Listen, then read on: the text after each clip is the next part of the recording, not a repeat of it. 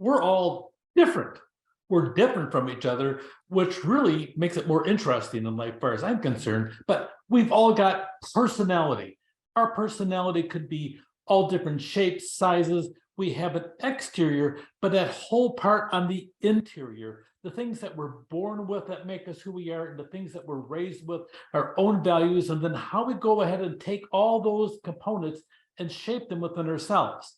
This has an awful lot to do with your perception of the world around you. We all grow up and we have filters that we're taught from beginning all the way we walked into a company and we get a job and here it is, and we have a person like this or a person like that, and we start filtering them, making judgments usually too quickly. Research, it depends what study you read at what moment. They range from for the first time you see a person, from 2.5 seconds, you make a judgment as to who they are, or you make a judgment of them within the first 7 minutes, which is almost always for sure happens. And a lot of times that judgment isn't right, and it's not fair. You've got personality, and you got to have somebody have a chance to see who you are. But in the meantime, you need to give them a chance as well. Sometimes you'll find some of your best friends are people you don't like at first. So with that, let's talk about this whole thing about personality. It's an enduring pattern of thoughts, emotion, behaviors that characterize you. Okay, it's a psychological problems. You have different categories of behavioral tendencies that's evident across different kinds of situations. We're really influenced a lot by nature. There is a Minnesota study on twins. This will not be reflected in your textbook, but it really took twins that were separated at birth. It's a continuation of research by Hans-Jürgen Isaac and then his daughter for many, many years. And it's a very teeny tiny component because the twins will have almost genetic identical patterns, except for the fact they're separated. So because you have the same gene pool, what exactly will the traits be afterwards? I had one of those freak stories where somebody sat there and they had a son and they didn't know they had the son. I don't know if the story is true, but it sure sounded like it when I was being described. He met his son for the very first time when his son turned 40 and decided to go on a trip because he was raised in a different household. So the son comes and meets the father for the first time. I was there at that very first meeting, and it was the strangest thing because the father and the son looked alike. The facial features were the same, the body build was the same, and surprisingly, an awful lot of the attitudes they had were the same. What was really different was their personal values were totally different, but they behaved the same. They even had some of the same bad habits of humming here and doing some things with their hands and everything else. You could see that there was clearly a genetic relationship, but the value systems were totally different because the actual genetic son was raised by a real father that took care of him, except for this absentee father that he never knew for over 40 years. The Minnesota study on twins went for a long period of time, continuing that study from the Isaacs, and they discovered that pretty much about 2/3 or 67% of our personalities are derived from our genetics. You know what that means to me? It means that almost everything that's wrong with me, I'm going to blame on my parents. Oh yeah, you can too. So, but the other part is really about that socialization and the learning that we get. We call it value imprinting. Value imprinting really focuses in, and if you go and study the psychologist journals, and you'll see that a lot of it is that by the age of 10, about 90% of our lifetime values are already formed. That's why those early years are very critical to make certain that if you're a parent, that you're nurturing the child, talking about values and beliefs, because they're going to learn it anyway, either from you or somebody else. So that whole aspect is about 90% at 10. And then as we get older, about the age of 20, we have 100% of our lifetime values, and they're locked in for life, unless there's a significant emotional event that happens.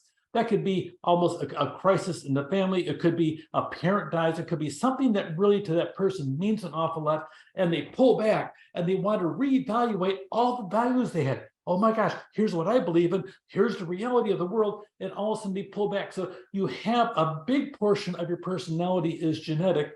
And a big portion of your personality is based upon the values that you learned and then tested them out and saw how they identified and worked in the world. So your self-concepts get clearer and more stable with age.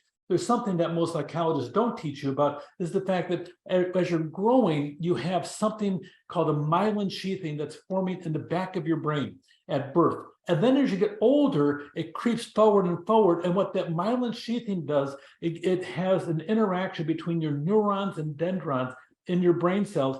And as it covers them, it becomes much faster and your thoughts are much clearer. It really doesn't hit the front of your brain, what we call the frontal lobes, which is where your executive decision-making function is.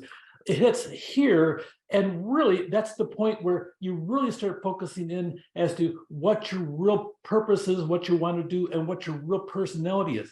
That hits you about 22 or 23 years old, sometimes 24.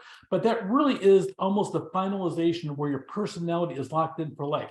You're going to like the same kind of music the rest of your life, and someday your kids will tell you, or somebody else when you're older, say, what do you listen to old music for? Just like you do to your parents today. Yes. So your self-concept gets clearer, it's more stable with age, and the executive function regulates that behavior, but some personality factors will change throughout your life as you go through different experiences. So if you want to be a leader, 67 up to 67 of your personality can be genetic. The rest is imprinted, about 90% of value by age 10, 100% by 20. But why do certain people frustrate you? Why there are certain people that you like working with them? It's all at the core. And this is the fact, if you have any idea about your thoughts, ideas worth listening to, number one, know yourself. That's a critical thing, because knowing yourself will help you understand those filters, the eyes here that you can't see them, but I'm wearing rose-colored glasses based upon my own values and my own perspective. And by the way, so are you. We all do. It's the nature of being human. So we see things through the lenses, through the values we're raised in, and somebody else on the other side of the world, they're raised too. And strange enough, they see the values through the lenses that they've been raised with their genes, with their value imprinting, and the circumstances in their life. You're not perfect, in spite of what mom told you. If you want to be a leader, I really encourage you to go well past this book on this topic. Go through, find out who you are. The best documented test out there has always been the Myers-Briggs Interest Inventory. It sits down and goes through a test. It gives you a positive and negative perspective as to your personality. And when you take it, you're going to find yourself emerging right off the paper. They break it down into 16 different personality types. Another one is called Strength Quest, and Strength Quest, sometimes they call it Strength Finder. You'll see that out there. It is also excellent. Strength Quest has 34 different personality factors, and it measures you and shows you the top 10. You also have emotional intelligence out there, which I think is really good, because if you're going to be a leader, if you're going to, by being a leader, people should want to follow you, and emotional intelligence would give you some data on that as well. The 5-factor theory is pushed really heavily in our textbook. That also was a good indicator as well. I recommend taking all of them if you're serious about being the best leader or even the best person on yourself. So you've got personality, it derives from our genetics up to 67%, and also our environmental imprinting. This personality is a core with which we hold our lifetime values on the inside and keep them for life unless something significant happens. And so you really, the leaders and org behaviors, you need to know their strengths and weaknesses, and especially yours as well. The best experiences I had in leadership have been when I understood, first of all, my own personality traits, and then we administered the same test a year later with everybody else in our cabinet. And then I could see myself, I could see the other people, and then how we interacted.